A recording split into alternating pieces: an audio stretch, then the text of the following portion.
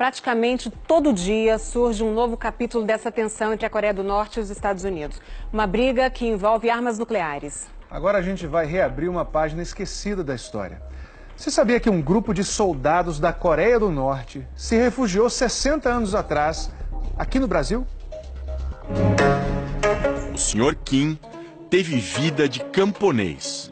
O sustento veio do trabalho duro na terra. Plantar, cuidar, vender. Não tinha tempo por nada. Já o Sr. Taik fez carreira de projetista industrial. É um velhinho urbano. Bastante ler, bastante escrever. O Sr. Kim tem 81 anos. Em dezembro, o Sr. Taik faz 86. Eles seguiram destinos diferentes, mas para sempre vão ser unidos pela história.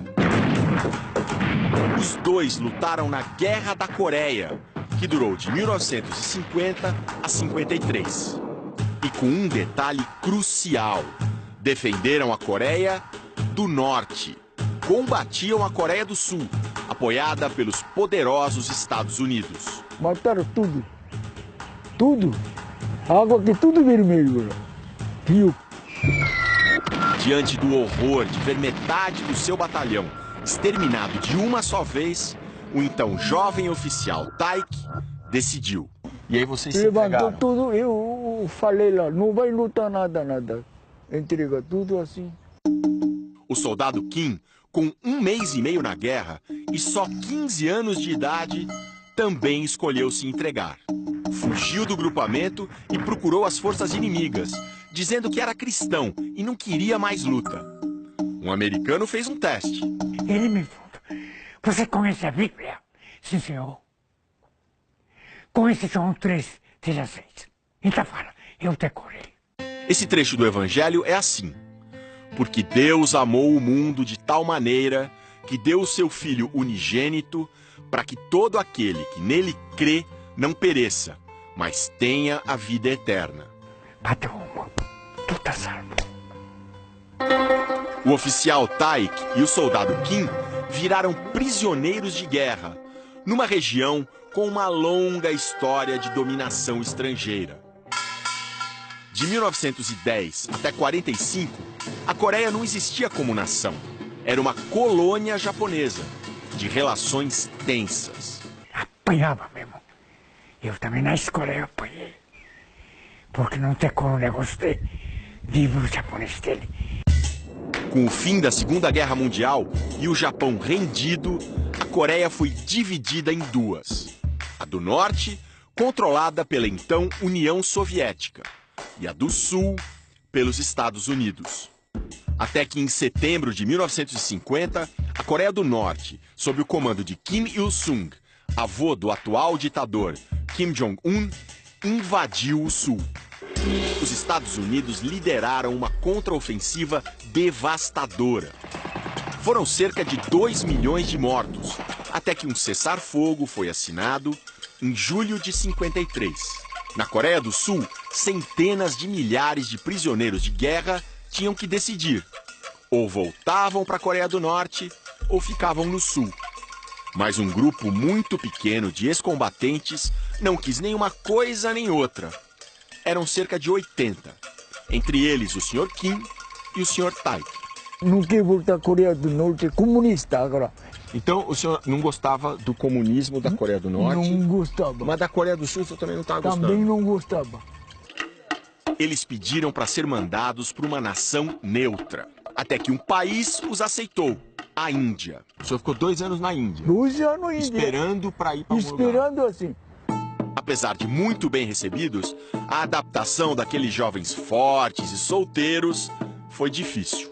Primeiro falta mulher. Na época, eu estava sem mulher, uma pobreza. Aqui não dá de ficar, não.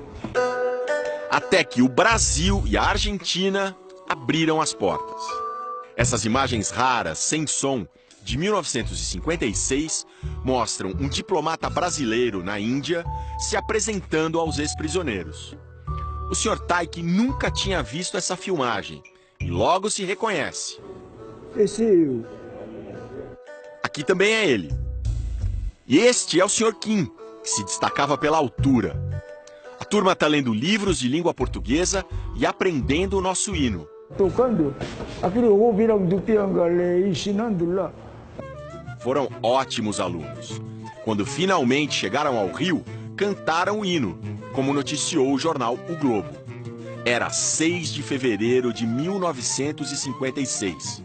Faltava só uma semana para o carnaval e já tinha festa na rua. Cristão presbiteriano devoto, o Sr. Kim nem lembra, mas o Sr. Taik sim. Carnaval, puxa vida, esse pai, eu pergunto, todo dia assim?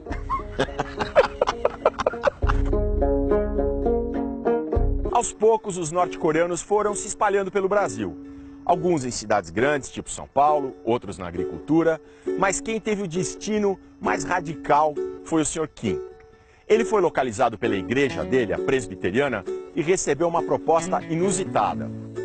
Olha, a gente tem uma missão num lugar chamado Mato Grosso, na Chapada dos Guimarães. Você topa aí? Ele topou. No primeiro alojamento, já gostou do que viu. Olhei assim, moçada, tudo olhando para nós. Epa, perguntar que tem mulherada. Conheceu e casou com Dona Vilma, uma filha de gaúchos protestantes. Tiveram 4 filhos, trabalharam muito. Tinha gado, tinha horta, nós criamos 17 mil francos. No pouquíssimo tempo vago, tocava piano, que aprendeu na infância. Enquanto isso, no ABC Paulista, o Sr. Taik casou com uma imigrante japonesa. Teve um filho. Fez carreira como projetista na indústria de automóveis. Depois se aposentou e ainda foi trabalhar no Japão. Ganhava dinheiro fazendo hora extra, vai mandando dinheiro aqui. Mas essa trajetória incrível de soldados norte-coreanos, como o Sr. Taik, como o Sr. Kim, praticamente só é conhecida em lugares como esse aqui. O bairro do Bom Retiro, em São Paulo, de forte presença da comunidade coreana.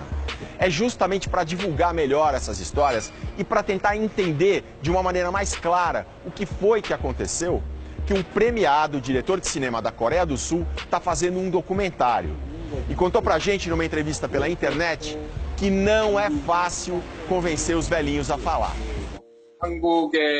Eles não querem ser usados para propaganda ideológica nem para um lado nem para o outro. Esses ex-soldados foram para o outro lado do mundo, mas parece que ainda tem um pé na Coreia. O lance mais ousado do cineasta foi levar o Sr. Kim até a Coreia do Sul, em 2015. Saindo do porto de Incheon, eles navegaram de balsa até uma cidade na China, na beira de um rio estreito. Do outro lado, a Coreia do Norte, e justamente a cidade onde o Sr. Kim nasceu. Mas ele não tinha autorização para entrar. Não conseguiu saber se tem parentes vivos. Meu pai e minha mãe morreu, né? Mas meu irmão, 1 ano mais novo, outro, 3 anos mais velho. Não sei, tá vivo, tá morto. Ali na fronteira, o Sr. Kim teve uma ideia. Deu R$250 para uma pessoa cruzar o rio e trazer um pouco de terra norte-coreana. Eu trouxe até aqui. Meu inteiro tem conjunto com isso, terras.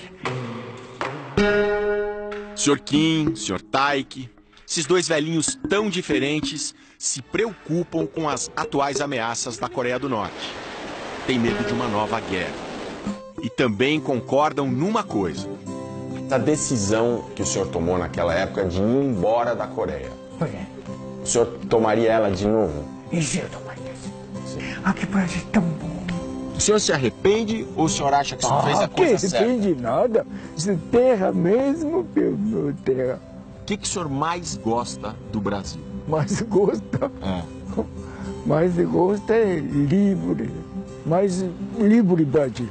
A terra deles, hoje, é aqui.